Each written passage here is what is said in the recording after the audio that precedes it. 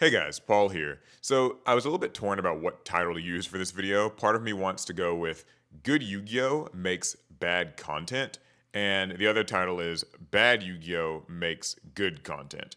Either way, I'll explain what I mean. So this is something that I have seen, experienced in the Yu-Gi-Oh! Content space for many, many years, and if you've been watching long enough, probably know what I'm going to say. It's the idea that playing Yu-Gi-Oh! Optimally oftentimes makes for kind of boring, uneventful, anticlimactic duels. And so, what I mean by that is, when you think of what an ideal Yu-Gi-Oh duel is, whether that's like an anime themed duel or kind of a retro casual duel or really just any Yu-Gi-Oh game or whatever, you kind of imagine a duel that is very back and forth, very suspenseful. You kind of don't know who will win until the very end. You kind of want a big moment. You want like boss monsters to kind of show up. You want to see what both decks can do. And when we're making videos for YouTube on like Team APS, that's also my goal. That's a very big goal of mine. It's like I want to showcase the decks at their best. I want the games to kind of feel like there's a narrative structure.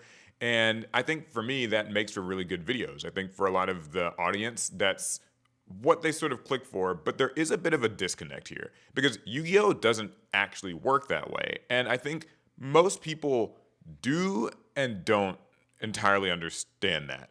So in Yu-Gi-Oh, you can get back and forth games fairly often. It depends on the matchups, depends on the tiers that you're playing, depends on the card pool and stuff. Sometimes it's a little bit easier with retro formats or draft formats. It can happen in modern day, but it's tough because a lot of decks do combo for a really long time and make a big board that's just full of interruptions and negations. We've gone over this plenty of times.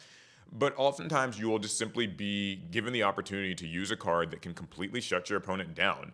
That can be as simple as negating something that they do, but also even just like using an MST on their field spell that like searches when it activates, and that can just completely shut their strategy down, or just simply like Solemn Judgment on a normal summon, and then they can't do anything. Ash on their first search card, right?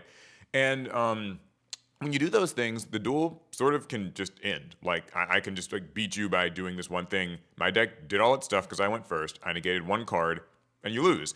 And that doesn't make for very exciting video content. But the thing is, when you'll read YouTube comments sometimes, you will see a lot of people who say things like, well, why didn't you negate this? Why didn't Paul activate this? Why didn't Alec use this? In fact, this happened on a recent Wheeled Anime episode that I was on with Ruxin over on his channel, where I was playing a really shitty Esperoba Jinzo deck, and he was playing a Raphael deck. And, it's Wheeled Anime. It's very low power, very just like get into character.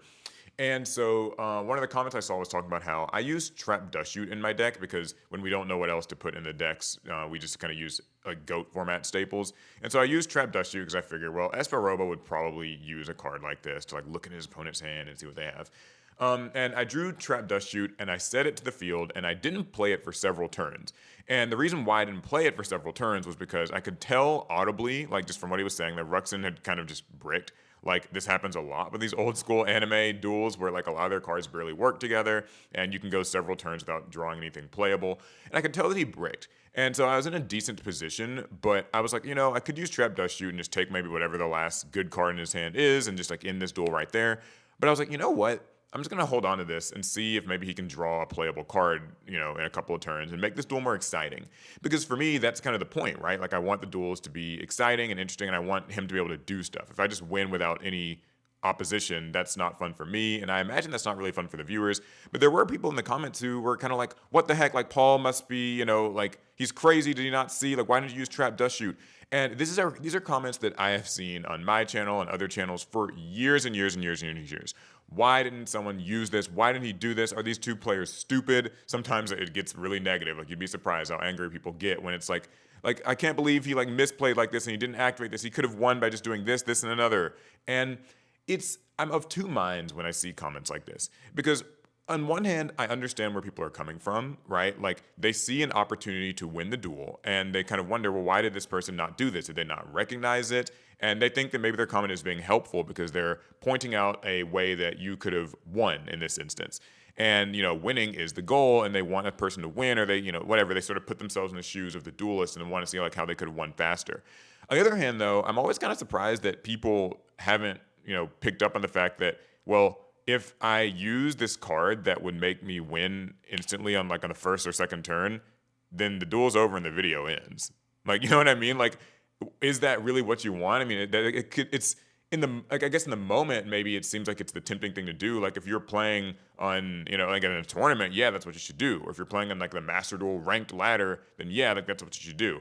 But if it's like a video, I mean, the way I see it is okay. I can use this card that stops your strat on turn one, and then the video is over, and then we didn't get anything. There've been so many instances of this. Like there was an example that we had in a duel kind of recently where somebody like was using a zombie world deck, and it's like, well, if the other player has access to MST, then they can MST zombie world on the other guy's first turn, and then none of their strategy works, and like the duel ends. And you might be thinking, well, yeah, you should always MST zombie world so the zombie deck can't do what it's trying to do. Yeah, you should in an actual tournament duel, but on a YouTube duel where the goal is to kind of like show what both decks can do, MSTing it is just anticlimactic and actually just ruins everything. This happens with so many cards. Ash Blossom comes to mind, and Solemn Judgment comes to mind. There's so many cards, even like that seem low power. Like you wouldn't think of MST or Bottomless Trap Hole or Compulsory Evacuation Device as like cards like that, but even those can be. And it's tough because like I said, I understand where people are coming from with the comments, but it's also just a generally tough challenge with Yu-Gi-Oh itself. Yu-Gi-Oh is a game that kind of can just be really swingy, and the duels can go either really slow and grindy, which happens sometimes, but oftentimes they're just really fast. Anyways, let's get to the other point that I was going to make about like how good Yu-Gi-Oh can kind of make for boring content is, and I've touched on this in other recent videos when I was like talking about why kind of people don't like watching modern Yu-Gi-Oh. Everybody's citing long combos and kind of blowout victories. Yeah, that is one of the things with modern Yu-Gi-Oh, right? Like it's fun to watch modern Yu-Gi-Oh, I think, when it's like a YCS. Like I know a lot of people tune into like YCS finals or like, feature matches and stuff. And I think that the reason why that works is because there's a bit of a narrative going on, right? Like this is a high stakes tournament where everyone sort of accepted that, yeah, these are the best players in the room playing it out for the best prizes. Well, I don't know about the best prizes, but it's a serious competition, and so I think the idea of critiquing people's plays and sort of saying like, oh, he should have activated this, or why didn't he recognize this, makes more sense in that context. But when it's your favorite, like just kind of goofy content creators, right, like playing Wheeled Edison or Goat or Master Chef or like something crazy with some weird rule set, I mean, that's kind of like how Yu-Gi-Oh content works. You're oftentimes aiming for a casual audience who want to see Yu-Gi-Oh played with weird rules and strange formats. And the idea of like the duel ending quickly is sort of it's boring, and like that's not really what they're there for. But still, even casual people will make these sorts of comments. Why didn't you activate this? Why didn't you activate that? And to their credit, I mean, there is a point, and Alec and I are very familiar with this, and everyone on Team PMX really is like, when we're doing a duel and we're trying to kind of make it back and forth, we do have to eventually get to a winner. So even though our goal is to showcase both decks and try to maybe make sure that both decks can summon their bosses or do something, it still there, it comes down to a point where someone's got to win the duel, and so we have to sort of decide like at what point do we want to pull the trigger and like actually make sure that somebody wins eventually. So that can be kind of tough. And we've had some really funny horror stories with that, where sometimes in trying to make the duel go a bit longer, it actually ends up making things like more complicated, and then we end up like making actual procedural errors, and that's a whole thing. But yeah, it's tough. Like I mean, making a theme duel, especially with like modern anime decks, I've talked about this kind of recently too, is tough. Like you think that like Yusei versus Jack is a cool duel, or like Yusei versus Akiza or Crow, like in that 5Ds decks video that we uploaded recently. But the Yusei deck combos forever. Like people like Yusei, he's a beloved character, but even in the anime, there's a certain amount of suspension of disbelief, right? Like he has to just sort of like summon Sonic Chick, right? And then like it can't be destroyed by monsters with high like level 4 or higher, or something, whatever the Sonic Chick can't be destroyed by battle. And so the opponent attacks it, and they don't know that it has that effect. And so like Yusei Sonic Chick stays on the board, and then next turn he can summon a tuner and make a synchro and make like one synchro monster to swing over his opponent's one thing, and then like it gets a very back and forth. That's actually hard to emulate in real life Yu-Gi-Oh! And like Yusei's newest support cards are kind of just crazy, right? Like I mean, they just search, summon, search, summon, search, summon, and that's kind of how synchros have to work. Anyways, I digress from the topic of that exactly, but you see what I mean, right? Like it's tough because people in the comments want to put themselves in the shoes in the driver's seat and like be like, here's how you could have won. But I think in doing so, people will often forget that like if you win too fast, the duel just ends. Like the video, I mean, do you want like a 3-minute duel video where it's like, hey guys, today we're gonna play this. Here's the decks we're using, and we flip the coin, I win, and then I go first and like shut them out, and then that's the video, guys. Bye, see you later. Like, is that really what you want? So I want to ask you guys, how do you feel about misplays in duels, especially when it's under the context of like people are playing wheeled whatever or like goat chef, anime, theme, draft, like something where clearly the objective is kind of to just have fun and sort of mess around. How critical do you get of the gameplay and the mistakes, and like when you see that, what goes on in your head? Because for me, I've seen comments like this for so many years. I'm kind of desensitized to them. I'm always just like, oh my god, you people just clearly don't understand. Like, we're trying to make it entertaining.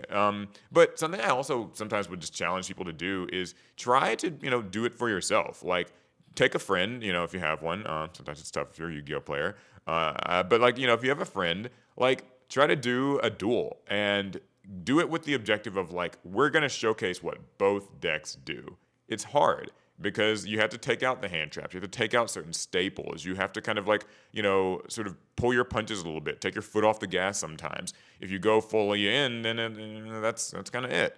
So yeah, I want to hear what you guys think about this. Am I just being a whiny YouTuber who's complaining too much about these comments? I need thicker skin, deal with it. That's how it is. Or do you think that there's maybe something to this, and like, where do you form that distinction? All right, cool. Well, I'll see you guys in the next video tomorrow. Pot of Greed. Check it out. All right. Bye, guys. Pass turn.